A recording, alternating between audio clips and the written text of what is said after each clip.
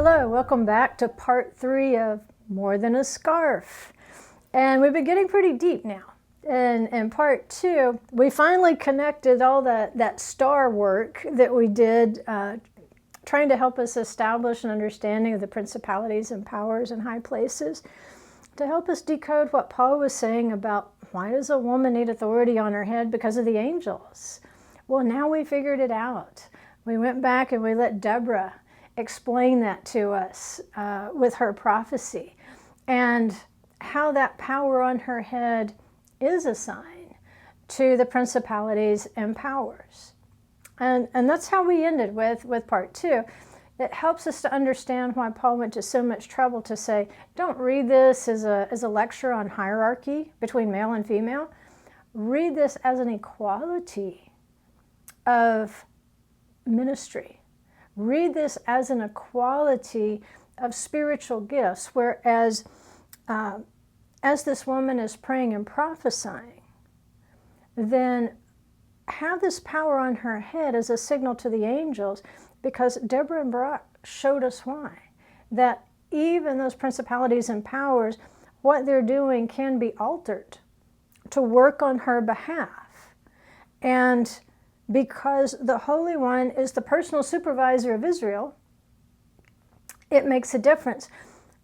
But because most of us are not in the land of Israel, remember his habitation is the Holy Mountain, it's Jerusalem.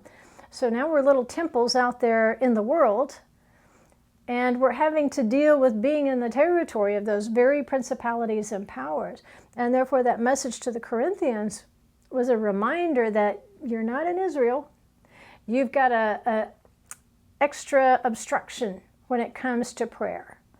You've got an extra obstruction when it comes to spiritual matters. And so how do you overcome those obstructions? Then he says, at least for the woman, if she's going to minister publicly, if she's going to pray, if she's going to prophesy, if she's going to speak forth the word, then let her cover her head, and that'll remind those principalities and powers that this is my daughter, and she's under my personal supervision. And you need to give her, as long as what she's asking is accordance with the will of Adonai, you are not to obstruct her. And in fact, there might be situations where you're called upon to help her, even though it would undermine your principality in order to do so, just like with that example of Deborah. Right? So let's keep moving on. Let's go back to one of the other reasons that we mentioned in the Torah, where if a woman had her head uncovered, it was because she was suspected of adultery. And we saw that, okay, this is how it works with an earthly husband. He's jealous, he's suspicious. So to go through the trial, her head is uncovered because it's kind of the question mark. Was she or was she not? But we carry that on. If it's prophecy, then we take it up a level and we say, okay, this is the trial of Israel. Has she been faithful to her husband?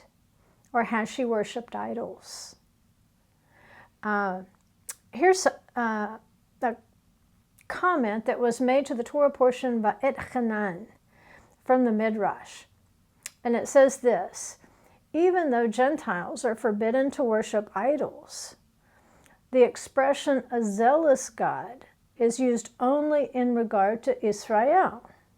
In other words, this applies to everybody, no idol worship. But I want Israel to understand they are especially tasked with not worshiping idols. Israel is considered God's betrothed, and their forsaking him resembles a married woman who commits adultery. That makes a whole lot of sense. Having that sign on your head, you're sending the signal. Like I said, 1,000 scarves, if they don't match the character, won't make a difference. But the angels know your character. They watch. In fact, they're called watchers. I don't know if you've ever noticed that in Scripture. Sometimes they're called watchers. They're observing. They're very observant. And so if you've got a head cover on, but your behavior is completely rebellious, cruel, unkind, all of these things, then you're sending a conflicting message. They need to get the same message there, that the woman under the scarf is the same as what the scarf is telling me. Because this is a bigger prophecy. It's a prophecy of Israel. And now that Israel is dispersed among the nations, so is the temple. You know, the Holy One had a choice. I can destroy the building or I can destroy the people. Well, he decided to destroy the building. He disperses his people. Now we're these little temples out here among the nations. We've got these 70 principalities and powers to deal with.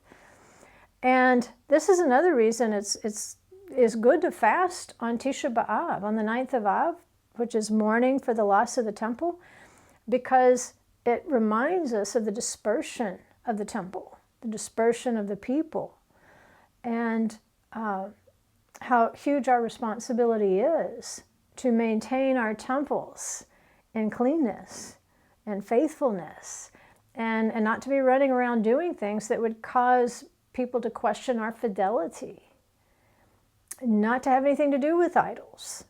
And I think in our generation, I think you would agree too, if you're listening to me at this point, I think you would agree that in the past there have been believers who nevertheless engaged in things that could probably be put into the category of idolatry. Most of the time it was unwitting, they just didn't know.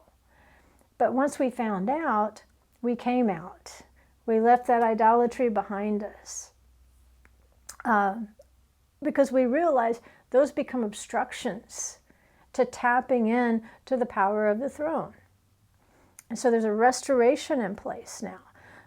I think the Holy One is opening up the channels of these little temples out here among the nations. And so certainly if the adversary is observing what is going on, that the Torah is rising in a way that it never has since the 1st century, then he has to know his time is short. Then probably it has to be concerning to the principalities and powers who also know that their time is short. Because once Messiah Yeshua gathers his people, he regathers all these little temples and replants them in their place. He replants them in the holy mountain, and they become one again. Then these 12 tribes, they're going to be set up at the 12 gates of Jerusalem to judge the nations. And so these principalities and powers very likely are going to lose their power. They would no longer be needed. You might see, the witness in the stars, the 12 tribes being associated with certain constellations that again have been twisted into astrology, but in the beginning they were witnesses, they were prophecies of Israel taking that place. The first plan was for them to be able to judge the nations with their Messiah, with Messiah Yeshua, with the help of the Word. But I want to show you an example of how this obstruction can work, even with righteous people, even with righteous people. And this may help us understand why Paul was saying, okay, this woman who's going to pray or prophesy publicly, she needs power on her head because she's going to need help, because we all need help. In this case, let's look at Daniel, who needed help. Daniel 10, verses 12 through 14. And remember, he's praying, and it just seems like the answer is a long time in coming. And of course, finally the angel responds. We see that Gabriel couldn't do it by himself. He needed the help of Michael, who his name translated means who is like El. In other words, his name is a reminder of the supreme authority of El, of God. And so Gabriel is the strength of God. Apparently the strength of God, or the strength of El, wasn't that intimidating to the Prince of Persia, to this power over the Persian Empire. But once Michael, which represents the authority of the throne, joins Gabriel, so now he's facing not only the strength of El, now he's facing the supreme and only rule of El, reminding this Prince of Persia that I don't care what you're prince of, you're still below the throne. And once he gets that reminder from Michael, see, I know we think of angels like warring with swords and stuff because we saw it in a picture somewhere. That's not how they fight.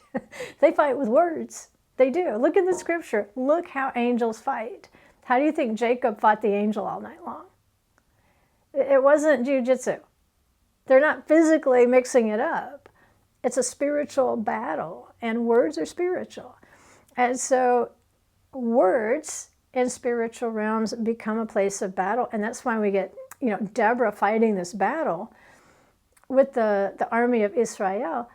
Remember, Deborah is B, but Devar is word. She's fighting. She's a judge of Israel. She knows the word.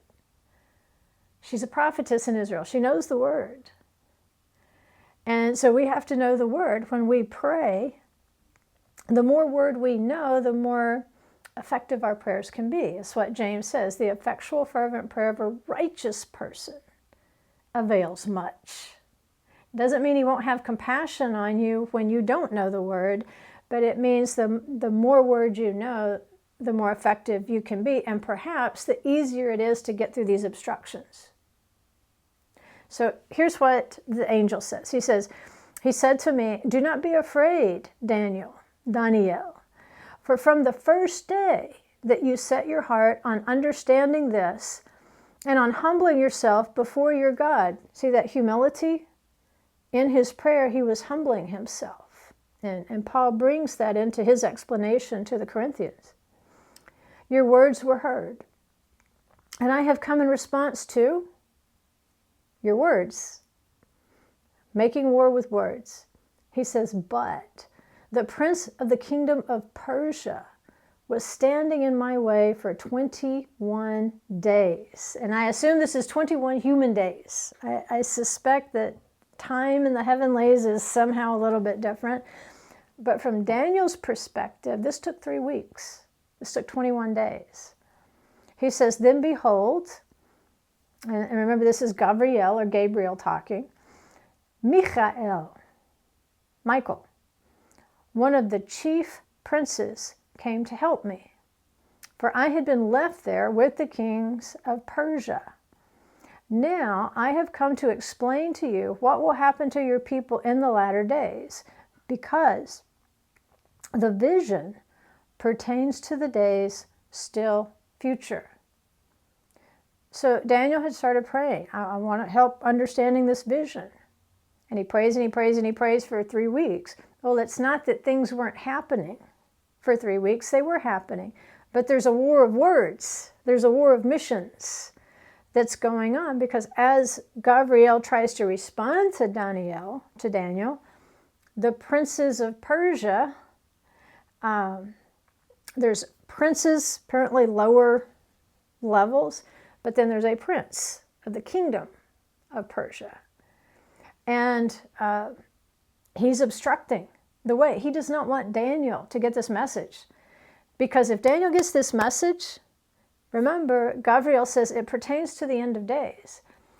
What he's going to prophesy to us, what he's going to see and explain to us, is not just the end of the Persian Empire.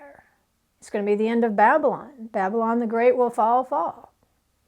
Which means it's the same statue. Persia, Medo-Persia will also fall. Which means also Greece will fall. Which means Rome will also fall. These beast kingdoms will fall. So if you were the prince of Persia and you were over that kingdom, you don't want to hear that your kingdom is going to fall, and you don't want Daniel to get that message and pass it on to the readers of the Bible. It might come about sooner, because remember, these angels as created beings, they're very single-minded. They're not designed to multitask.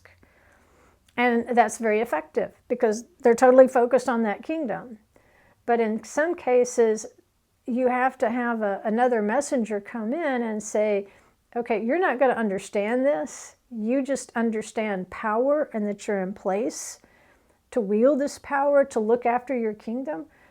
But there will be an end to this. You're going to have to accept that there will be an end to this. And when Israel is restored under King Messiah, there will be an end to your dominion, because his dominion is without end.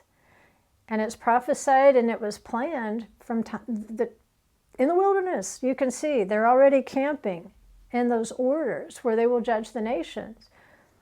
So the Prince of Persia doesn't want that to get out. He doesn't want that in the evening news. It might cause an uproar among his own people. So it does take the help of Michael, that overriding authority of the throne, to remove him as an obstruction.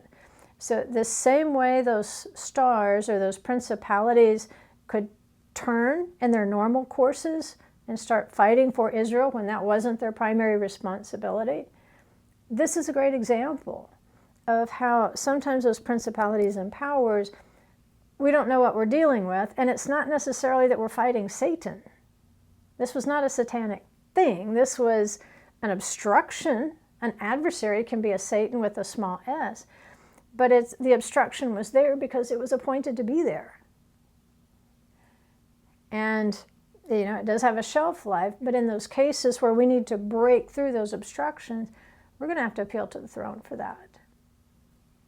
So right now, we're living in exile. We are living among those 70 symbolic nations, and those rulers of those nations were not created for our benefit, other than the fact that we might be living in that nation.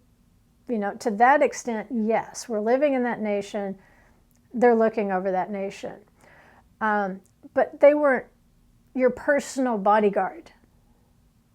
The Holy One himself is who looks over his people. He looks from his holy habitation, from his holy mountain. He can assign angelic majesties on our behalf. He can put them as, okay, this is your responsibility. And again, that goes back to the head cover, the woman being the teaching method where he's telling us about this. The book of Revelation is a good example. There are 7 stars in the hand of Yeshua. Remember, stars can represent angelic majesties. And we also know that most likely, because these 7 spirits of Adonai are related to the 7 feasts, the 7 Moedim, which you learn that in Workbook 1, it's very likely that there are 7 stars that are put in place specifically to help you keep the feasts. Isn't that cool? I know we feel the obstructions out here among the nations. I already know. You're like, okay, I'm way more familiar with the ones that get in my way. But just understand that you have to be like Daniel. You have to be patient sometimes because the answer might be coming. And there are very likely 7 angels, one each assigned to the feasts. There's also the tradition of the 7 Ushpizin, or the 7 guests of Sukkot. But each of these could also represent one of the 7 feasts. People there not just to help you to observe those feasts, but are there to ask you, well, how well did you observe it? How well did you do? Because they're not there to do everything. We know it was the sword of Adonai that went before the Israelites and destroyed the iron chariots. But the Israelites still had to give chase. They still had to get involved. So it's not like we just sit back and, wait for the armies of heaven to do everything. We still have to do things in the physical realm. But understand that the great battle is in the spiritual realm. We're the mop-up crew. But the mop-up crew still has to grab a mop. Just like Yael, she sees the opportunity. Did she put Sisera on the run? No. But he gets sent straight into her tent. She's got to do something. She's got to pick up that tent peg and that hammer and let her rip, Tater Chip. She's got to go. She's got to do something in the natural realm. And so don't sit around and wait for these 7 stars to just pave the way for your feasts. You have to get involved too. You have to pick up the tools, whether it's to be the mop-up crew. Well, she really was that too. Kind of gross. But yeah, she was part of the mop-up crew. So he'll go before you, but you still got to go. And this is part of preparing you to becoming, with King Messiah, a ruler over these 70 nations and ending their rule over you. That's the goal. It's not for them to rule over your territory indefinitely, but at the end of days, with King Messiah, if you're qualified as a judge, just like Deborah, she was qualified as a judge. She was qualified to rule. That you will begin to rule over. That it's very possible that he might put some of these principalities and powers into your hand. Who knows? I don't know how that's going to play out. But in the interim, humility. Remember, he says, since you first humbled yourself. So we can't run around, ripping up angelic majesties who might simply be serving according to their purpose. You have to be careful what you're casting out. Yes, there is such a thing as demons that are they have left their first estate. They have left their assigned territory. But these principalities and powers we're talking about have not left their assigned territory. They're in it doing what they're supposed to do. Often we become angry with them because they are doing what they're supposed to do. And we don't necessarily have the patience to wait for an override. We don't, we don't have time for the appeal to the heavenly court, but we do. The messenger will arrive on time. That's a completely different issue than some spiritual being that has left its realm and encroached upon our realm. We don't go into theirs, they don't come into ours. Different lesson. But where we are is in a place where prayer is increasingly important. Because the temple is lost right now, because there's no services on the temple, it's very important that we as little temples be occupied in prayer, especially as we see where the interests of Israel, the interests of the one we serve, are adversarial to the activity that's going on in these nations of our exiles. And we're going to have to be patient sometimes, but we have to be in prayer. We have to return to our King too. Remember, we can't play with idols. We can't, be married to our husband, but then also flirt around with things that come from the realm of idolatry. So we need to return to our King. If at some point we realize we have fallen into some forbidden action of idolatry, even greed is idolatry. What will we compromise on a Shabbat for the sake of money is sometimes the question. But we have to figure that out for ourselves. And then we need to return to our King. And when we return to our King, then we begin the return to our dominion like the stars. We return in obedience. We begin to prepare to be those stars who can rule and reign. Revelation 12:1, it says, a great sign appeared in heaven. A woman clothed with the sun, the moon under her feet, and on her head a crown of 12 stars. She's got a head cover on, except it's a crown. And if you've been to Israel recently and you've observed women in Israel, you'll see that often Orthodox Jewish women now, it's not just, a plain head cover. Often they're very beautiful scarves and they're bigger than I know how to get tied on, but they're like a crown almost. You can almost sense spiritual authority. Don't mess with that woman. I mean, this is a praying woman, I can tell. In Revelation, she has this head cover of 12 stars. Again, representing the 12 tribes of Israel. We've got Israel with a head cover, but it's a crown.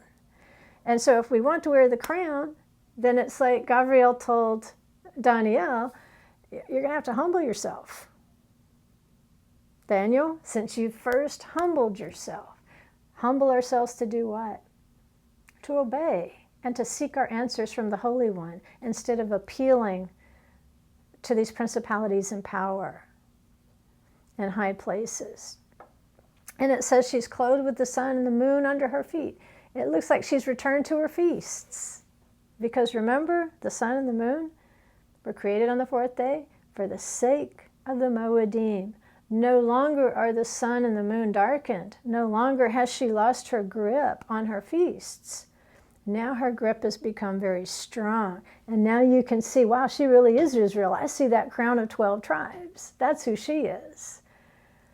And I don't think it's any coincidence that these 7 assemblies in Revelation are presented to us with the language of the 7 feasts. If you match up those 7 assemblies, each one will hold the messages, the central ideas, the essence of the particular feast that it represents. Like Ephesus, Passover.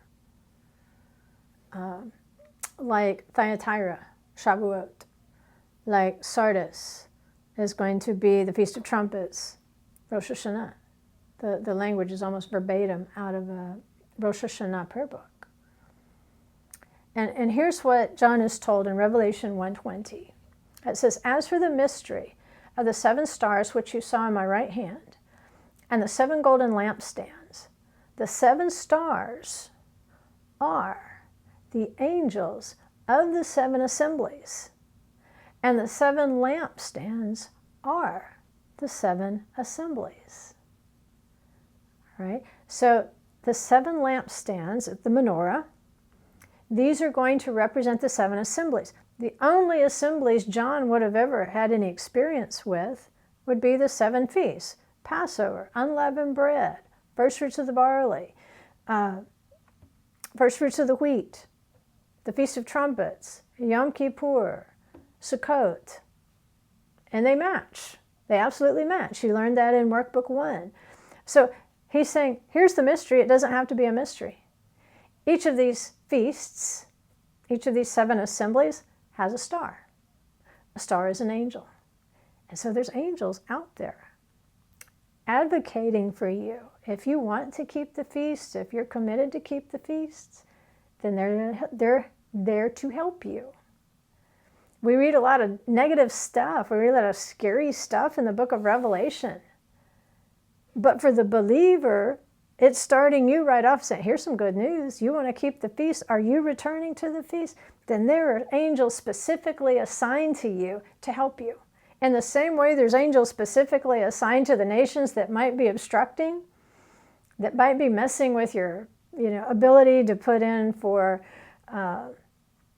your vacation time, or might be messing up the property where you wanted to go with your friends to celebrate Sukkot, or trying to take your money so you can't go to Israel if you want to celebrate a feast. All these things that you feel like are working against you, don't forget, there's angels assigned for you. Maybe you need to be praying in that direction, not to the angel, but to the throne, because if you pray to the throne, he'll activate the angel when the time comes. It's in his timing, not ours. While we think it's slow, to him it's right on time. And he might be waiting to see you take some steps. He might be waiting for you to say, okay, Deborah's not the normal commander of the army, but if Barak says we're going to follow Deborah into battle, and she's going to be like our war priest and encourage us to go forth, then I'm going to go. Or Yael, she's like, let's make a plan, quick plan. Okay, I've got milk. I've got curds and whey or whatever it was that she gave him. I got that. I got a tent peg, got a hammer. I'll use what I have. You use what you have to keep those feasts. You start little, and he'll go before you, and he'll make a way. In fact, you'll probably have to run to catch up some days. You thought he was slow, and then you're going to find out you can't keep up. So the principalities and powers are going to have to be contracted. Right now, they're very expanded. They've been pretty much running roughshod over the earth since the temple was destroyed. So here's what it says in Revelation 8:12. The 4th angel sounded, and a third of the sun, a third of the moon, and a third of the stars were struck, so that a third of them would be darkened, and the day would not shine for a third of it, and the night in the same way. Right, so the stars representing the principalities and powers over the 70 territories. This fourth angel sounding tells us that, okay, the power here is going to be contracted. The brightness of the sun, the brightness of the moon, and even the brightness of the stars. It's going to, that power, that brightness is going to be contracted. And it's going to begin to limit their benefits to their dominions. Remember, the principalities and powers in high places, we always want to fight against them. I'm like, wait a minute, don't fight against everything they're doing, because part of what they're doing is protecting their territory. If you're in that territory, that's what they're doing. It's only going to be in the specifics probably that you start to butt heads, where you're Israel and you have a chosen status. Like we said, it's nobody's supposed to be worshiping idols, but especially Israel, because they are the future judges and rulers with King Messiah. So they have a higher standard. We have to have a higher consciousness of that. And so as those benefits are contracted to the nations, remember the angels of the four winds? They're holding back some of the power. These angels do have a restraining force upon a lot of chaos. Well, if the message from the throne comes, okay, I want you to diminish what you're doing by a third. If that goes out to the principalities and powers, the protection that you are offering your territories, I want you to diminish that by a third. Can you imagine how much chaos is going to ensue if those things that he put in place for general protective purposes are then contracted by a third? That's, I don't want to call that scary, because that's not our problem. Because we know that, again, we have those 7 stars, we have those 7 angels working on our behalf. We know that we can appeal directly to the throne. We have an advocate in Yeshua. We don't go to these dominions and make them into idols. We go directly through Yeshua. We ask the Father in Yeshua's name, in his authority. We don't try to circumvent the will of the throne by going to one of those dominions. We don't do that. Even Matthew 24:29, Yeshua talked about this very thing, the diminishing, the contraction of the principalities and powers. And he is actually referencing Isaiah 13:10. Isaiah 13:10. So in Matthew 24:29, Yeshua says this, "But immediately after the tribulation of those days, the sun will be darkened, and the moon will not give its light, and the stars will fall.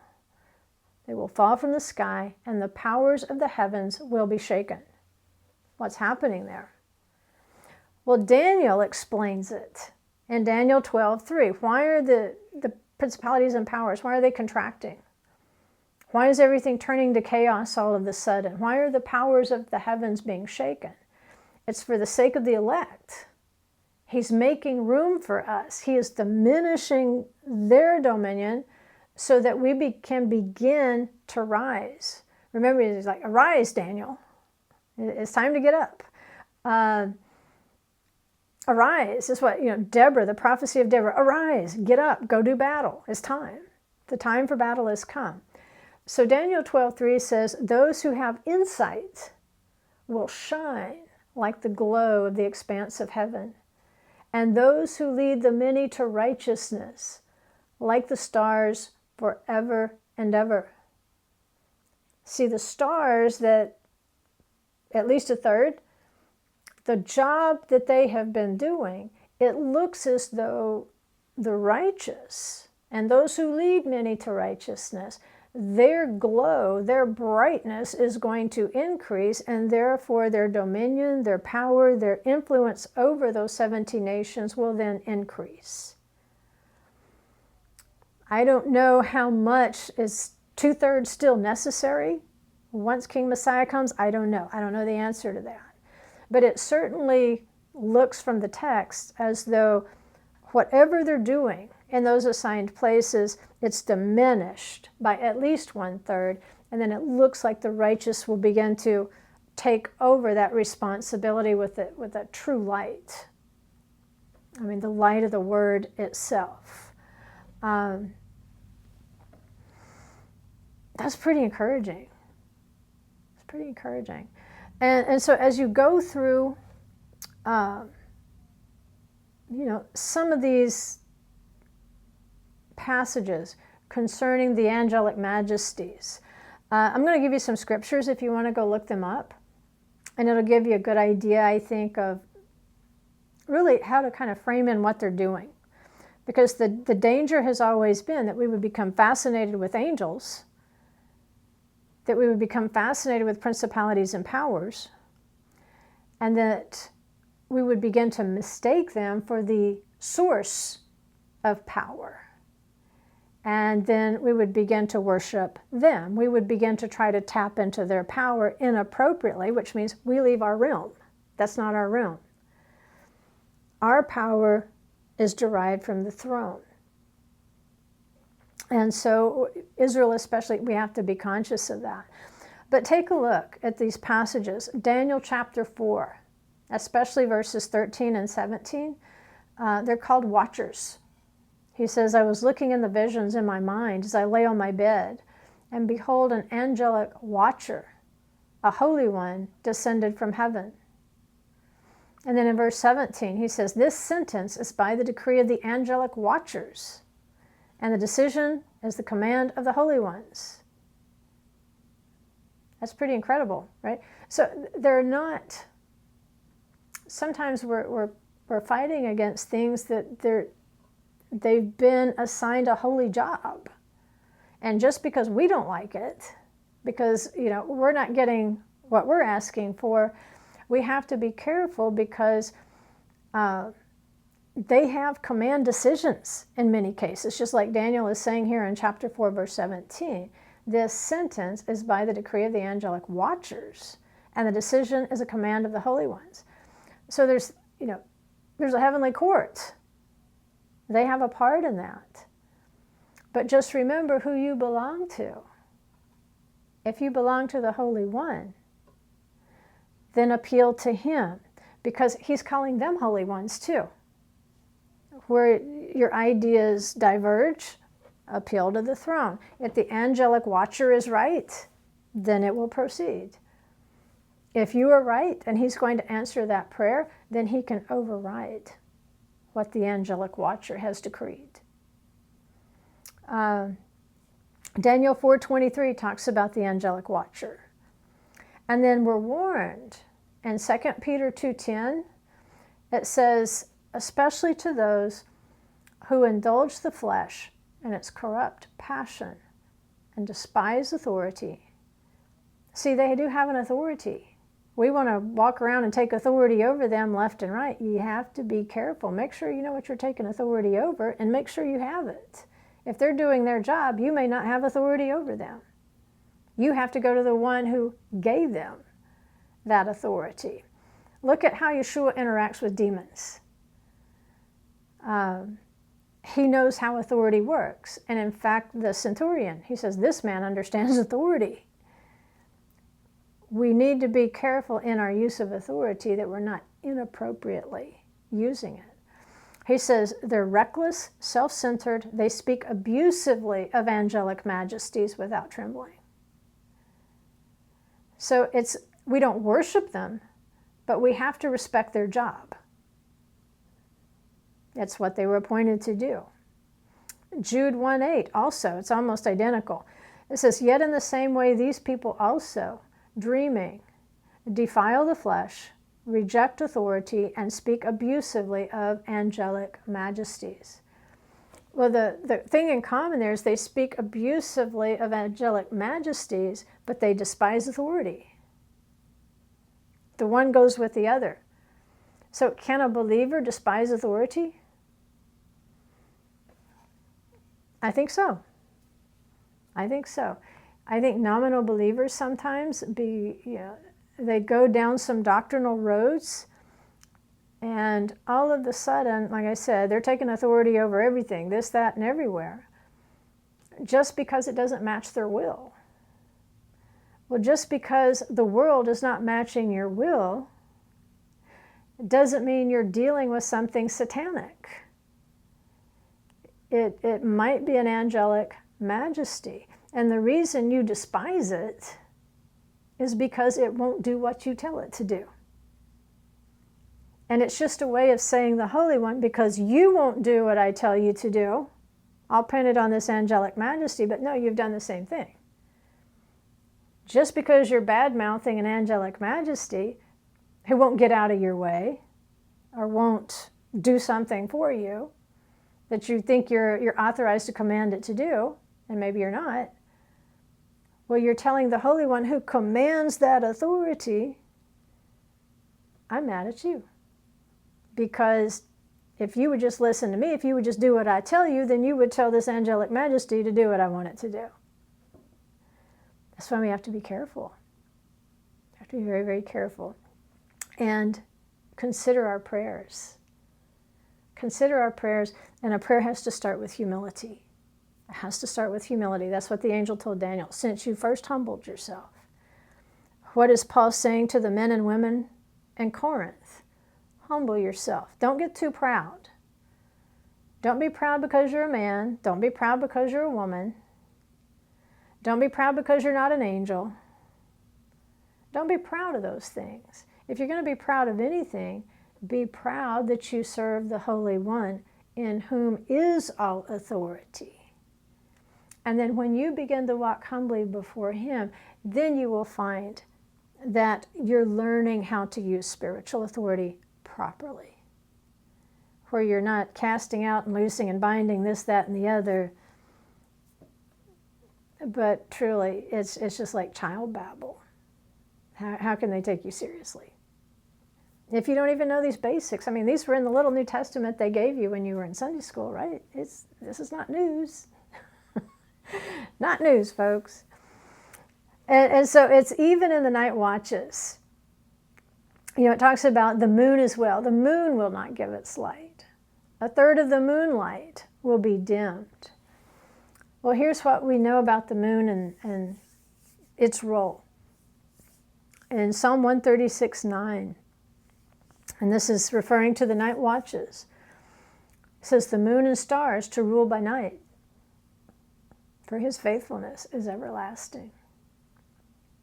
So the moon, how does the moon rule? It doesn't. Not in the natural realm. But what does it signify? It signifies the governing. It says, you know, the sun, the moon, are to govern. He created the sun and the moon to govern the day and the night. The stars also. But it also says for the sake of the Moedim. So the moon rules by night and the sun by day. Symbolically, the sun, the day or daylight, the day, you are children of the day, you are not children of the night. The day is going to represent an era of Torah, an era of Torah, when Israel is settled in their land and when the Holy One has descended to His holy habitation in Jerusalem. That is considered day, an era of obedience. But night can represent a time of exile. But you know what? You can still rule in the exile. How do you rule? You acknowledge His faithfulness, that it's everlasting, that His plans never changed. He just extended them a little bit. And therefore you can rule over those parts of you that would like to reject and despise authority. You can rule by night. You can rule even in the exile. You can come into congruence with what the sun, the moon, and the stars were created to do, which was to signify to you the cycles of the Moedim. This is the calendar of Israel. And you can begin to rule by night, even if you're in exile and you're just new to the biblical calendar. You can begin to bring yourself into subjection to his will and to his cycles. The Shema itself, it emphasizes being a witness. In fact, if you read in the Hebrew text, Shema Yisrael, Adonai Eloheinu, Adonai Echad, you will see that the Ayin of Shema and the Echad, the Dalet of Echad, they're made bigger than the other letters. You put them together and it spells Ed, which is witness. Right? It's a testimony, it's a witness.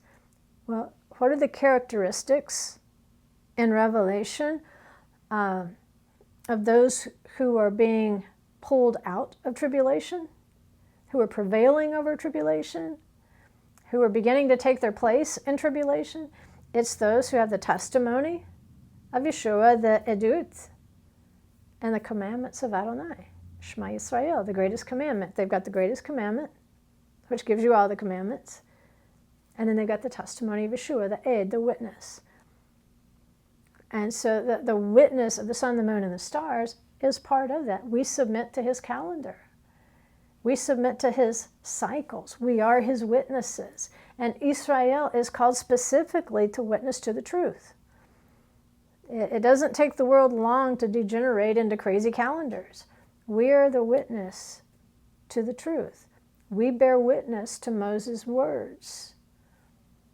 And remember, Moses called heaven and earth to witness to his words in the Song of Moses. So they're singing the Song of Moses in Revelation, and Moses is saying, I want heaven and earth to witness this. I want two witnesses here.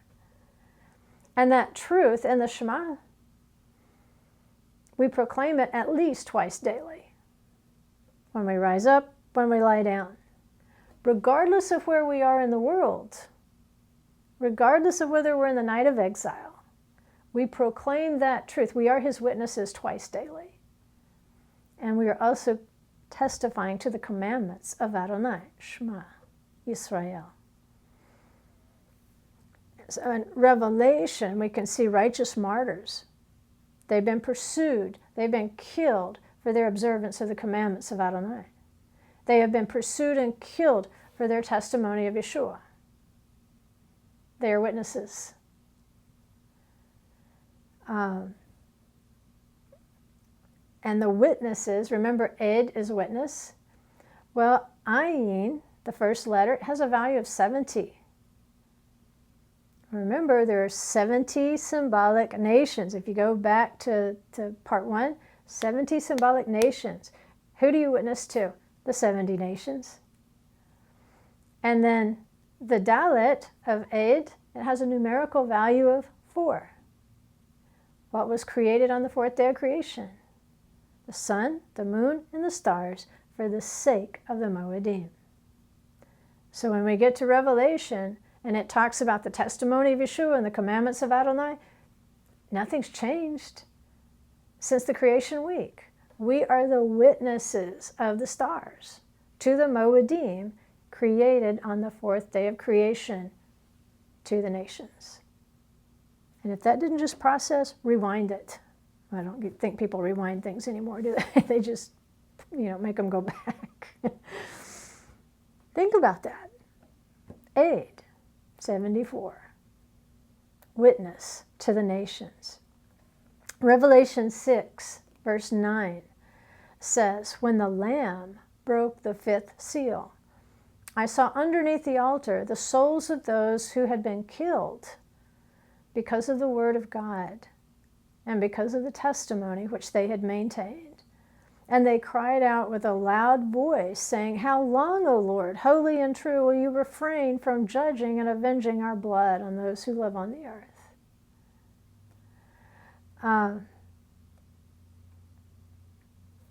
They've maintained the testimony. They have not been reluctant to proclaim this to those nations of their exile. And what does it say in Psalm 44:23? For your sake, as they say, they were killed because of the word of their testimony and because of the commandments of God. It says, for your sake, we are killed every day. We are reckoned as sheep for the slaughter. Well, who broke the seal? The Lamb. Who are we like? The Lamb. What happened to the Lamb? Slaughtered. What's going to happen to us if we proclaim the word as witnesses? Slaughter. Every day you're going to get slaughtered. But they can't kill you. They can't. Because you have something that the slaughter of the Lamb gave you. It's the inability to die. You can't do it. All that could ever be taken from you temporarily is the casing, the body. That's all they could ever take. But that body even is going to be restored in a better way. How can you be dead when it's impossible for you to be dead? Well, the Midrash says that Psalm 44:23 applies to Israel. Not just Yeshua, but to us too. It says, by reading the Shema daily with the readiness to relinquish life for Adonai, we are considered as having suffered martyrdom for his sake. Wow. Do you do the Shema daily? And when you do it, are you ready to relinquish whatever it is you might lose by keeping his commandments that day? If so, your soul's already under that altar. You're part of it.